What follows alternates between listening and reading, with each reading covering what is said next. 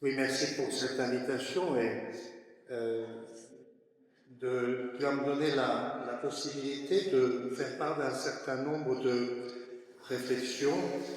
Mon propos sera principalement adapté à la situation du clergé diocésain, bien que je sois religieux, non pas diocésain. Je l'ai conçu parce que c'est dans le cadre d'un pôle provincial de diocèse, mais il est évident que ce que je vais plus précisément dire dans le cadre et le contexte du clergé diocésain pourra parfaitement être transposé, parfois très facilement, pour le clergé religieux, pour la vie religieuse en général, masculine et féminine. Ne faisant pas partie du clergé diocésain, j'ai une petite expérience de cela. J'ai passé 25 ans en Suisse, dans un très très gros diocèse qui va de Genève à Fribourg en passant par Lausanne et Neuchâtel, c'est l'équivalent de 4 ou 5 diocèses français à peu près. Membre du conseil presbytéral et membre d'une commission qui a fonctionné de 2008 à 2012 pour aider l'évêque à mettre à jour les principales affaires d'abus dans le clergé et d'y répondre le moins mal possible. Soit en passant, dans mon ordre dominicain, comme provincial en Suisse et comme adjoint du provincial de Toulouse actuellement, nous avons aussi des affaires en cours. Alors, le titre de mon intervention est le suivant: de la prévention du risque d'abus à la réponse à l'abus commis.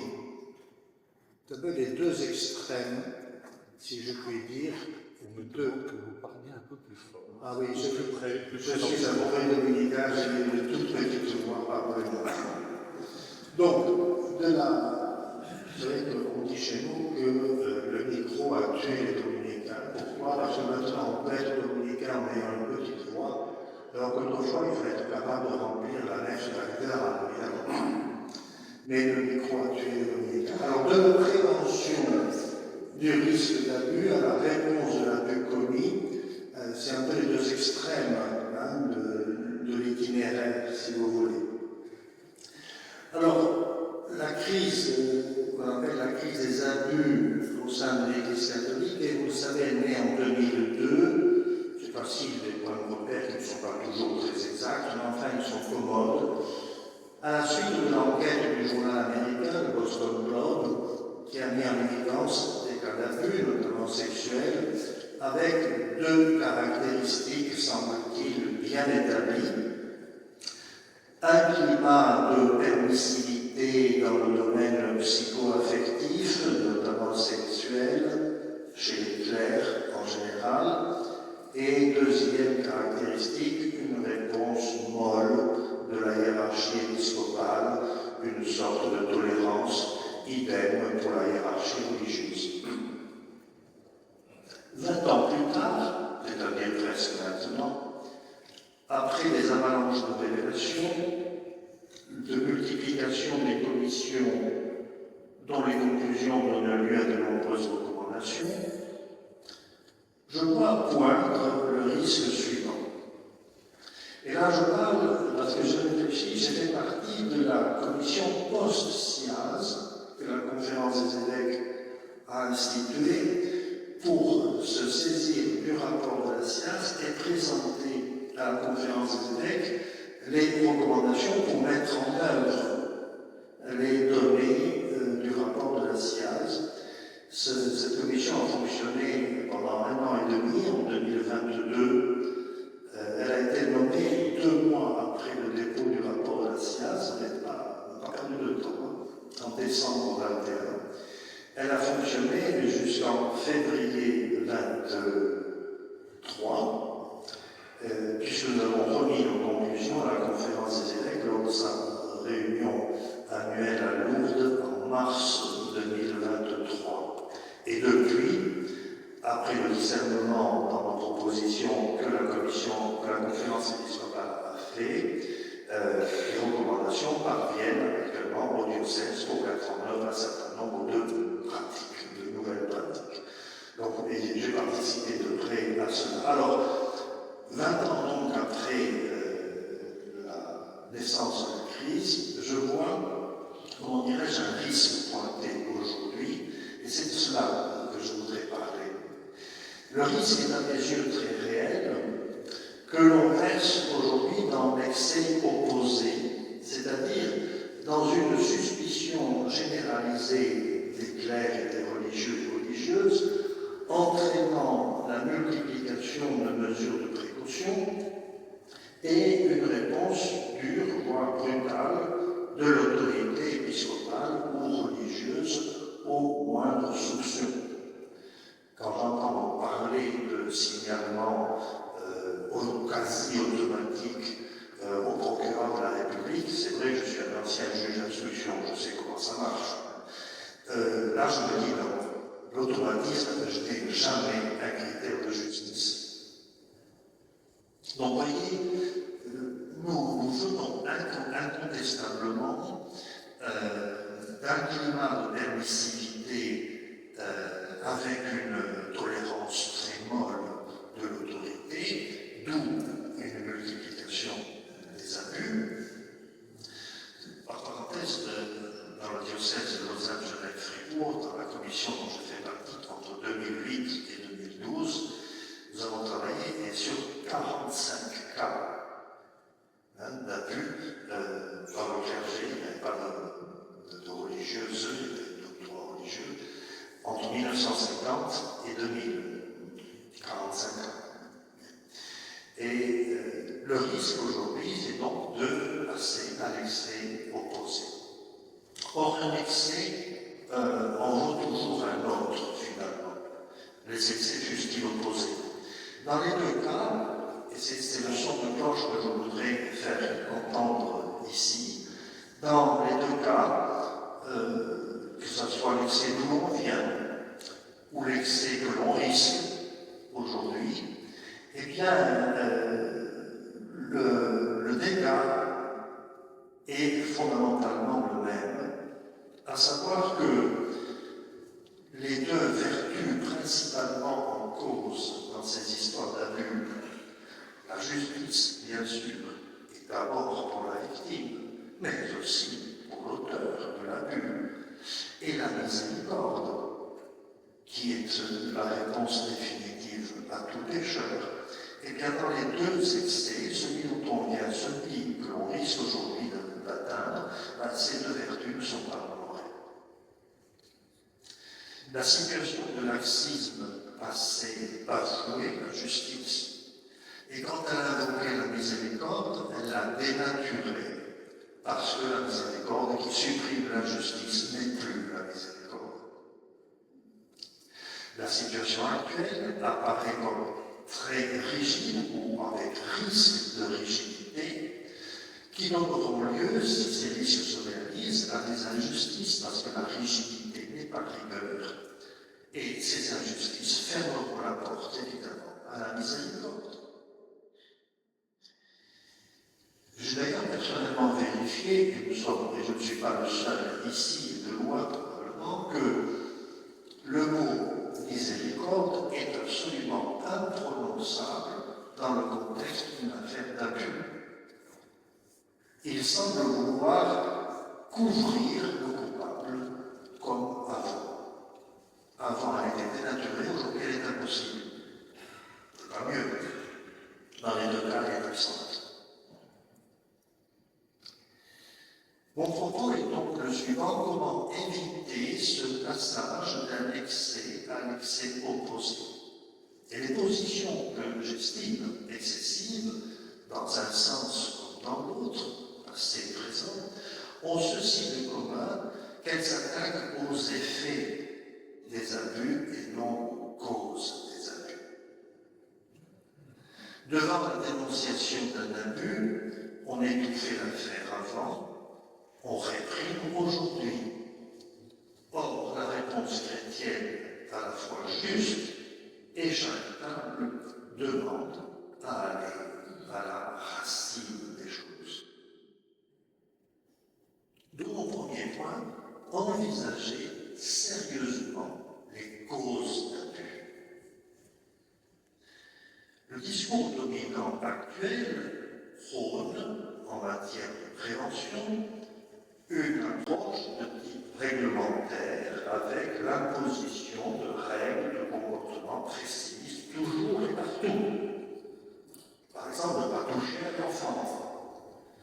Le fameux principe de précaution ou encore l'invocation de la tolérance zéro entend supprimer tout risque de dérapage. La preuve est faite que ça ne suffit pas. Parce qu'une fois encore, il faut remonter aux causes. Or, pour l'immense majorité des cas d'abus, on les connaît bien, ou on devrait les connaître. Je réserve des cas réels, mais très peu nombreux, de causes, comment dirais-je, psychiatriques, de personnalités psychopathes qui versent dans une perversité, etc. Ça existe, bien sûr, mais ce qui est la très grande majorité des cas d'abus ne relève pas de l'internement psychiatrique de l'auteur. La première cause et la plus radicale et fondamentale, je ne peux pas remonter plus haut ou descendre plus bas, comme vous voulez, c'est la faiblesse humaine qui fait de chacun de nous un pécheur. Il n'y a pas de scoop dans ce que je viens de dire. Mais enfin, on peut l'oublier. Si le Verbe s'est incarné, c'est pour sauver. C'est pas parce qu'il s'ennuyait au ciel, c'est pas pour le rendre un peu meilleur, mais pas si mal, un peu plus. Non, ça j'ai entendu dire. Non, on est une religion de salut. Ça veut dire de sauvetage. C'est pour nous sauver, vous et moi, de cette faiblesse qui s'est incarnée et qui nous offre sa grâce. Et la seconde cause vient immédiatement après, selon moi, c'est l'absence ou l'insuffisance pour les pécheurs que nous sommes du mode d'emploi de la grâce de salut, ce qu'on appelait autrefois la spiritualité.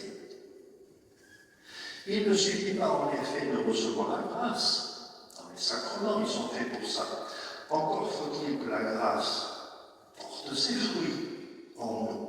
Et c'est la raison d'être de ce qu'on appelait les spiritualités que d'être, si vous me passez l'expression, le mode d'emploi de la grâce. Après tout, quand on achète une machine à laver, on reçoit un mode d'emploi avec, sinon ça sert à rien. Avec la grâce, c'est un tout petit peu pareil. Or, parmi les causes majeures des abus commis, c'est l'affaiblissement, lors des 60 dernières années, des fondamentaux spirituels de l'état de vie dans lequel étaient les abuseurs. Et en particulier, cela a pu toucher de manière particulièrement violente le clergé diocésain, parce qu'il s'est trouvé à partir des années 60 sans spiritualité, sacerdotal, je vais dire un mot, et en plus il était affronté à une situation pastorale de plus en plus dure, humainement, spirituellement, etc. Et la connexion entre une personnalité fragilisée et les conditions de vie plus dures cause soit des maladies psychologiques, dont la plus connue est la déprime, soit des comportements, disons, psycho-affectifs inappropriés, c'est-à-dire les abus. En raison donc de la faiblesse humaine et des conditions éprouvantes du ministère pastoral, notamment diocésain, il faut, et c'est une urgence, semble-t-il, veiller de très près à soutenir la vie spirituelle des prêtres, et non se borner à rédiger des règlements de nature pénale comme le fait la société civile. Dans la société civile, dès qu'elle pointe un nouveau cas de risque, elle s'empresse d'ajouter un article au code pénal. Ça n'a jamais fait disparaître les infractions.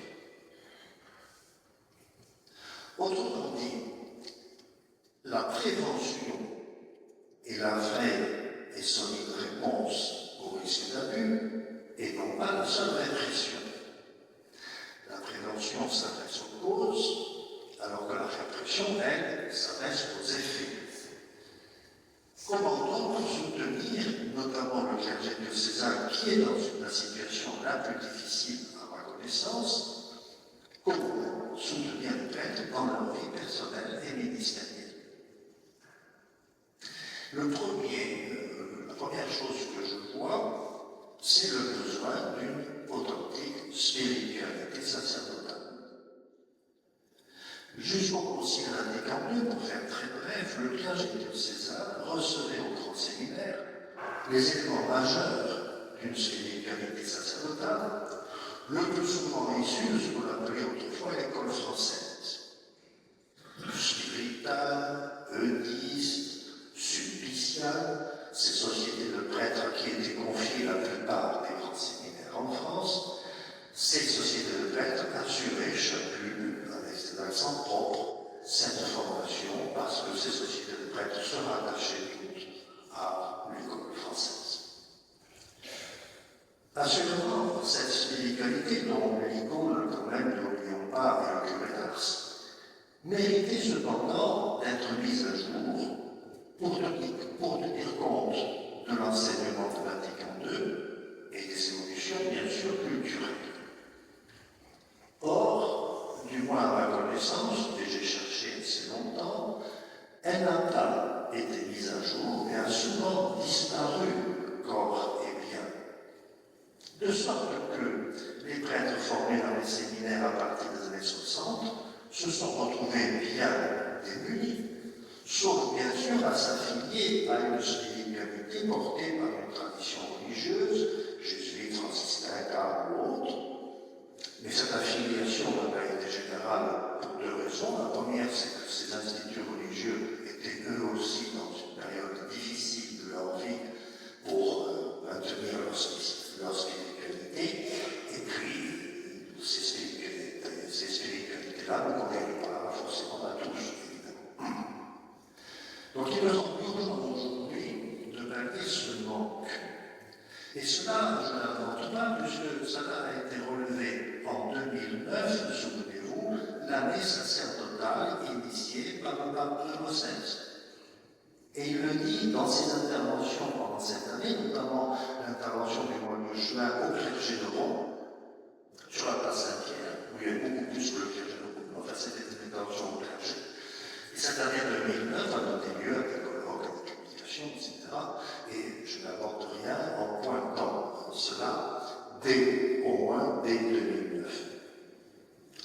Et la question qui me semble la suivante, dans le cadre de cette spiritualité, dont le besoin est tout à fait criant selon moi, la question qui me semble majeure, c'est de rappeler quand même que le baptême est la racine permanente de l'être chrétien.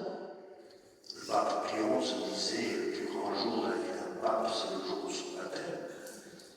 Il convient donc de mettre en évidence, dans la vie de celui qui prête en particulier, cette racine baptismale d'où vient toute la sève nécessaire pour l'arbre. Et couper la racine, l'arbre meurt. Que ce soit la prière personnelle, ecclésiale, quotidienne, l'Eucharistie, le sacrement de la réconciliation, l'accès à la parole de Dieu gratuite, la lectio divina, etc. Voilà tous les éléments que mettait en musique, si je puis dire, l'école française de spiritualité, et qu'il fallait évidemment revoir, mais non pas supprimer purement et simplement. L'école française devait être mise à jour, si je reprends l'expression du pape Jean XXIII, notamment parce qu'elle ne soulignait pas assez cet enracinement baptismal de la vie d'un prêtre. Au contraire, elle accentuait, avait tendance à accentuer la différence prêtre-laïque.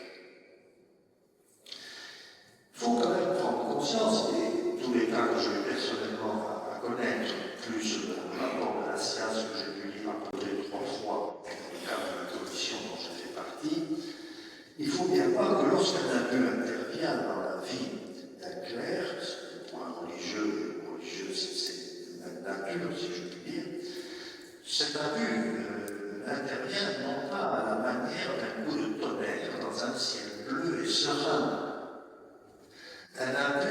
arrive toujours dans le contexte d'une lente et progressive dérive, pas toujours causée par la seule négligence du sujet.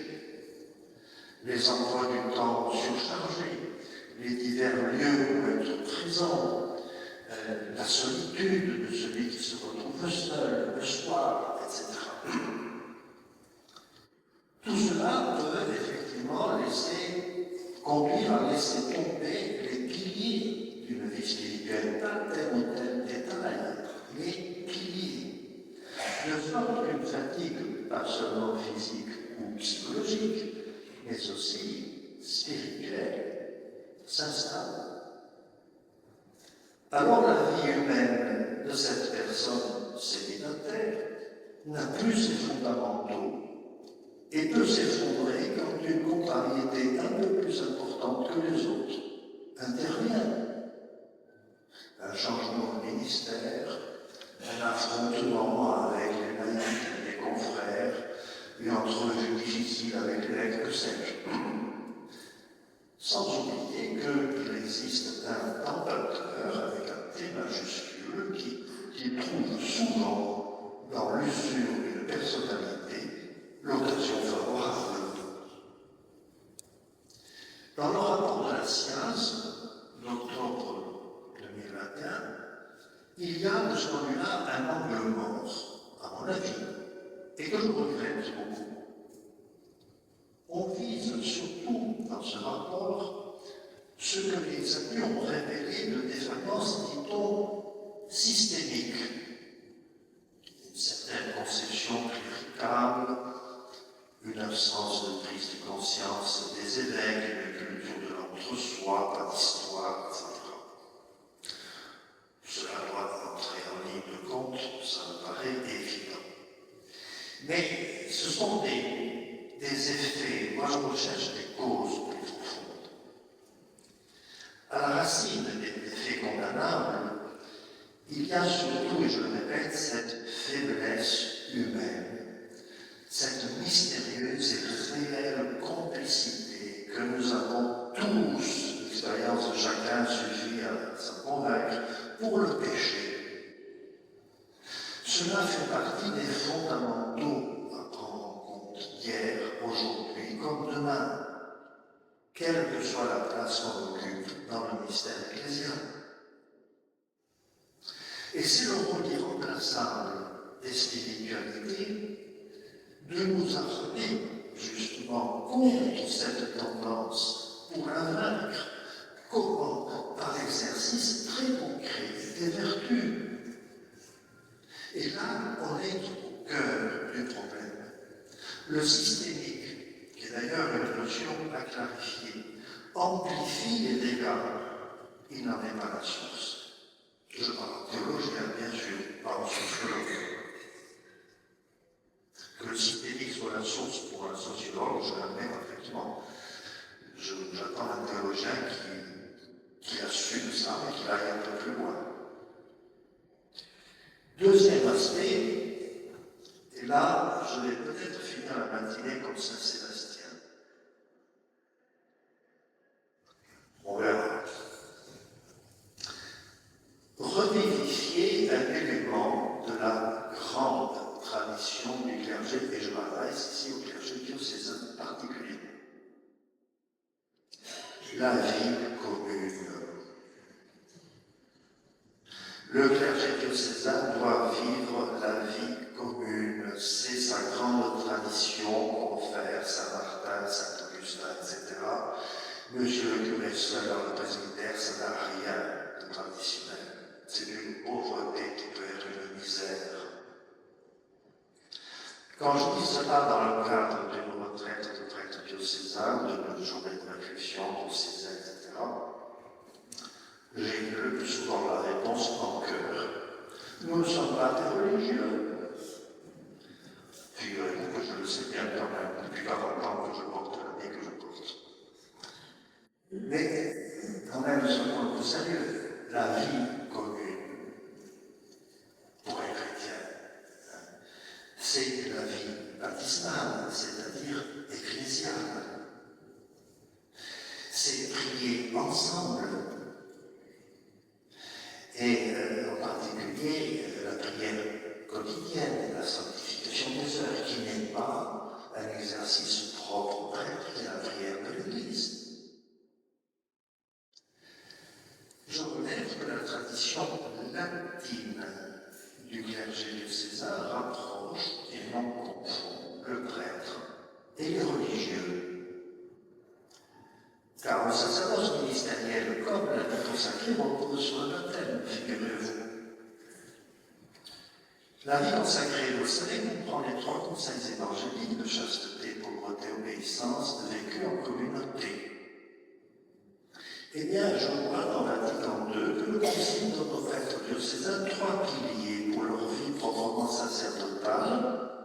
1, célibat, 2, pauvreté, 3, obéissance. Curieux, non? Vous voyez, le décret pour le ministère et la vie des prêtres, 15, 16, 17. Et les textes bibliques qui sont cités sont les mêmes que pour la vie religieuse. Et le même décret recommande vivement la vie commune des prêtres. C'est le numéro 8. Donc je n'invente rien. La vie commune repose de façon toute première, parce que c'est une anthropologie fondamentale qu'il vaut mieux ne pas ignorer, sur le fait que l'être humain est sociable par nature. Ce n'est pas le contrat qui fait la société, c'est la nature humaine qui fait la société. Désolé pour Jean-Jacques Rousseau. Ce n'est pourquoi? Parce que ce n'est qu'ensemble que chacun peut bénéficier de toutes les conditions de son accomplissement humain personnel. Et cela est évidemment repris pour la vie surnaturelle. C'est la vie ecclésiale qui rassemble fondamentalement des frères et des sœurs en humanité et en Christ. Il faut honorer ce registre fraternel. Pour l'avoir regardé d'un peu près, figurez-vous, Vatican II parle beaucoup plus des prêtres, notamment diocésains, en termes de frères qu'en termes de pères. À faire réfléchir. Ceci, du côté de la prévention, je n'ai pas creusé plus profond, mais je suis tout à fait ouvert à la discussion pour aller plus profond encore. Je n'ai pas l'intention d'épuiser le sujet. Mais dans les causes des abus, je répète, le mode d'emploi de la grâce pour les pécheurs que nous sommes et la vie commune, en particulier pour les prêtres diocésains. Maintenant, du côté de la réponse aux abus commis. Ne pas passer de la mollesse, pour aller plus passer à la rigidité brutale dont je vois aujourd'hui le risque. Il faut pas essayer de faire un compromis entre pas assez et trop. Un peu de sel, un peu de poivre, un peu... On n'est pas dans une recette de cuisine. Il faut être juste. Non pas équilibrer un peu de ceci, un peu de cela, plus, moins, non. Être juste, comme lorsqu'on dit d'une note musicale qu'elle est juste. Elle est ce qu'elle doit être. C'est une culture ici du droit, de la justice, du judiciaire. La réponse à un cas d'abus doit toujours être personnalisée, tant en ce qui concerne la justice due à la victime, évidemment, la réparation la plus intégrale possible, que pour la justice due au coupable, la sanction non seulement punitive, mais aussi, et c'est juste, médicinale. Là où il y a automatisme, il n'y a pas justice, mais toujours, je dis bien toujours, injustice. Car la justice requiert que les circonstances de temps, de lieu, de personne soient évaluées à chaque fois, car elles ne sont jamais les mêmes. Et ce n'est que lorsque la justice est satisfaite que la porte de la miséricorde peut alors s'ouvrir. Ces règles-là de la justice, du droit, du judiciaire, ont présidé dans les civilisations chrétiennes dont nous sommes encore à des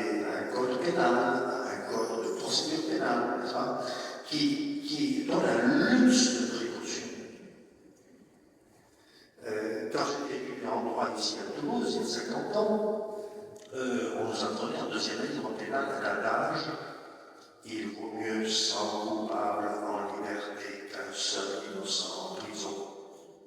Notre justice répressive, elle fonctionne hélas de moins en moins comme ça. Mais en tout cas, ce sont ces bases, je les ai bien connues. Il n'y a aucun automatisme concevable pour une justice humaine.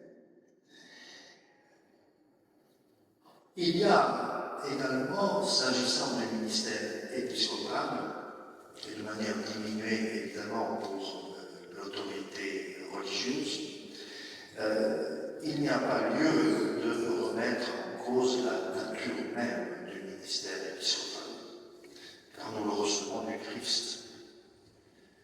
L'évêque, c'est le docteur de la foi. Je dis souvent, moi je suis docteur dans l'Église. L'évêque, lui, est docteur de l'Église. Vous voyez, il y a une nuance, même plus. Il est le docteur de la foi, il est le grand prêtre de notre religion, il est le régent de notre vie de communauté diocésaine. La communauté qui est issue de la prédication de la foi et des sacrements de la foi. Il faut cependant voir et revoir le mode d'exercice de ce ministère, notamment dans la partie régence, puisqu'il faut répondre au candidat, mais aussi lié à la prévention. Il y a eu des dérapages de ce point de vue-là, et l'imprécision de la notion de systémique dans le rapport de la science a permis à certains de dire qu'il fallait redéfinir le contenu même de l'autorité épiscopale. Non, c'est pas possible. Nous l'avons reçu du Christ. Mais le mode d'exercice, oui, c'est comme le pape Jean-Paul II dans l'encyclique où tout le monde cite sur l'écuménisme de 1997. Il ne s'agit pas de remettre en cause la discussion, notamment avec les orthodoxes, la primauté romaine, mais dit-il, s'interroger ensemble sur son mode d'exercice. Oui, ça c'est toujours possible, d'autant plus qu'une partie importante d'un mode d'exercice, y compris d'une charge qui est donnée directement, si je puis dire, sacramentalement par le Christ, un mode d'exercice est selon les circonstances de temps de lieu et de personne, et de temps de culture. On voit très bien, je crois que en Afrique subsaharienne, je vois que la façon de se comporter d'un évêque en Afrique noire, comme on disait autrefois, n'est pas exactement la façon de se comporter en France. Je crois que c'est la culture de la même, et la charge est la même.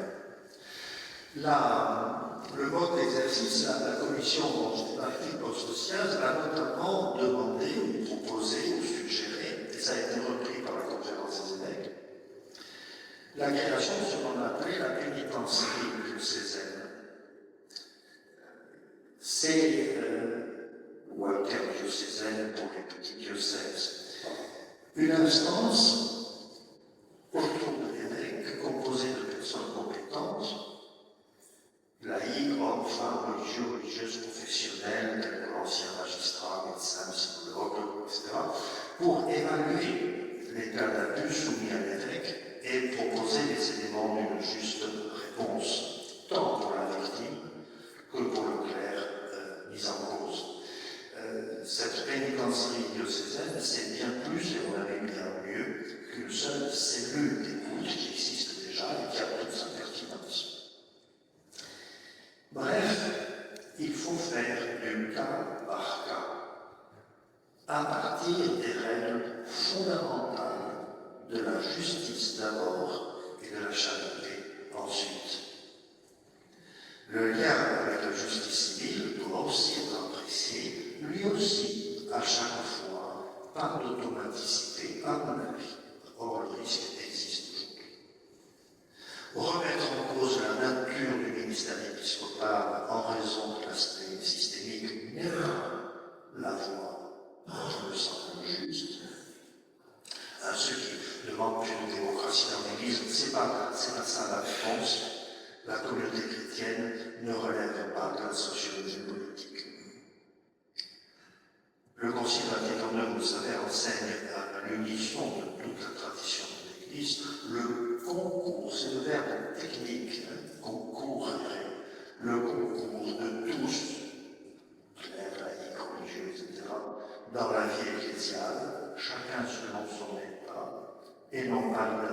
liberté, égalité, des droits et responsabilités. Les pères de l'Église prennent toujours l'exemple d'un chœur de chant où il y a différentes voix, hommes, femmes, jeunes, vieux, etc., ou d'un orchestre avec différents instruments. Il ne faudrait pas que la crise des abus dans l'Église entraîne cet autre dommage qui serait la sécularisation des esprits. Je termine d'un mot. Je rappelle qu'à l'âge qui est le mien, et je suis dans ma 70e année, et dans mon ancienneté, je porte l'année que je porte depuis 40 ans, je m'autorise une certaine liberté de parole sans précaution oratoire particulière. Et cela veut dire que j'accepte très loyalement d'avoir à répondre à des critiques, voire à des objections. C'est toujours comme ça que l'on progresse, même à 70 ans, et même dans l'Église de Dieu, depuis 2000 ans. Je vous remercie tous.